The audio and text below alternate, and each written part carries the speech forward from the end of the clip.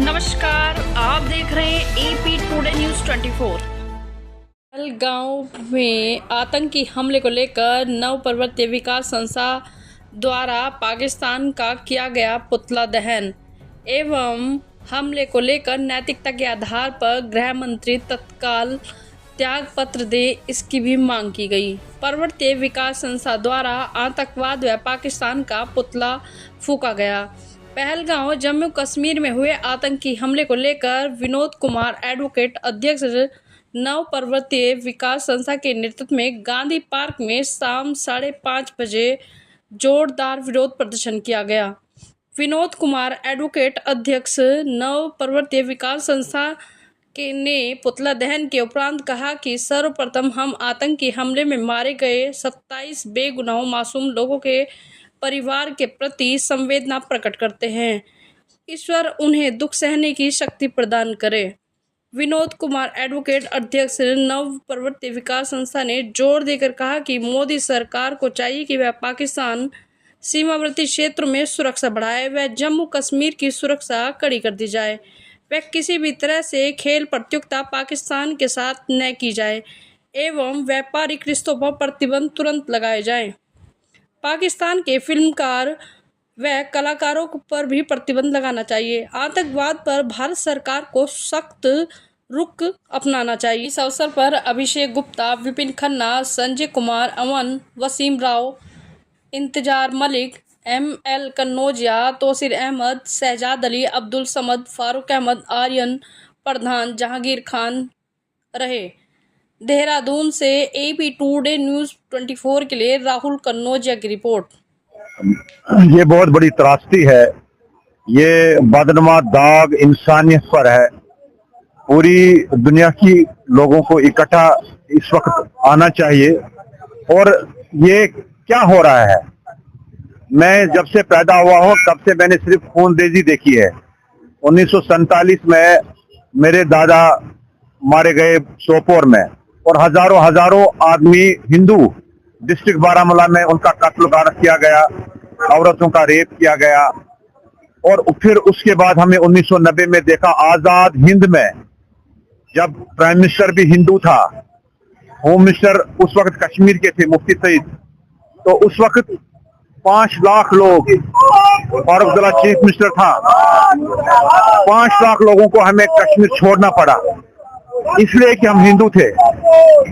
7वीं बार हमें कश्मीर से पलायन करना पड़ा इसलिए कि हम हिंदू थे। कल हमने देख लिया कि पहलगाम में टूरिस्ट थे बेचारे, वो उनको शिनाख्त की गई, उनके टेंट खोले गए कि ये हिंदू है कि मुसलमान है। छोटे बच्चे बेचारे, शादी अभी नहीं हुई है, हमने देखा कैसे वो रोती है अपने हस्बैंड के, अपना जो उसका शौहर है, पति है, उसके लाश के सामने। मुझे एक चीज समझ नहीं आ रहा है कि हम कब तक मरना है हमें। मैं आज सरकार से ये बात करता हूं कि आप डेवलपमेंट करते हैं, आप इंफ्रास्ट्रक्चर बनाते हैं, सड़कें बनाते हैं, हवाई जहाज बनाते हैं, रेलवेज बनाते हैं, इकोनॉमी को बहुत बड़ा बनाते हैं, लेकिन इसका क्या फायदा जब हम लोग ही नहीं रहेंगे, जब हिंदू ही नहीं बचेगा। आप मुझे बताइए कि क्या फायदा है इस इंफ्रास्ट्रक्चर का जब जिंदगियां ही नहीं बचेंगे। आज 35 साल हमें भी हो गए, हमने सिर्फ हमेशा खूनरेजी देखी। और उसे भी पूछते हैं और जानते हैं। नमस्कार साहब, आप पहले अपना परिचय दीजिए। मैं एडवोकेट विनोद कुमार, नवप्रवर्तित विकास संस्था का अध्यक्ष। तो ये जो परसों जो दुर्घटना हुई, बहुत क्या बोला है, इससे तो कोई शब्द भी नहीं है बोलने के लिए। जिस तरह से हुआ और इस आतंकवाद के पुतले फूके जा रहे हैं, तो इसके बारे में कुछ कहेंगे कि आज नवप्रवर्तित विकास संस्था की ओर से पुतला दहन का कार्यक्रम पहलगांव में जो आतंकवादी हमला हुआ उसे लेकर किया गया। पहले तो मैं सर्वप्रथम उन 27 लोगों को के लिए संवेदना व्यक्त करना चाहेंगे जो लोग पहलगांव में आतंकवादी हमले का शिकार हुए। केवल वो 27 लोग नहीं थे, वो 27 परिवार थे जो आतंकवादी हमले का शिकार हुए। अब एक सवाल बहुत बड़ा आता है कि जम्मू एंड कश्मीर एक सेंसिटिव जोन है। Jammu and Kashmir is a very sensitive zone. तो ऐसे सेंसिटिव जोन में सिक्योरिटी होना बहुत महत्वपूर्ण है। जो 27 लोग या और जो भी लोग वहां टूरिस्ट थे, सवाल अपने आप में बहुत बड़ा है कि वहां सरकार की तरफ से सुरक्षा का क्या मापदंड था।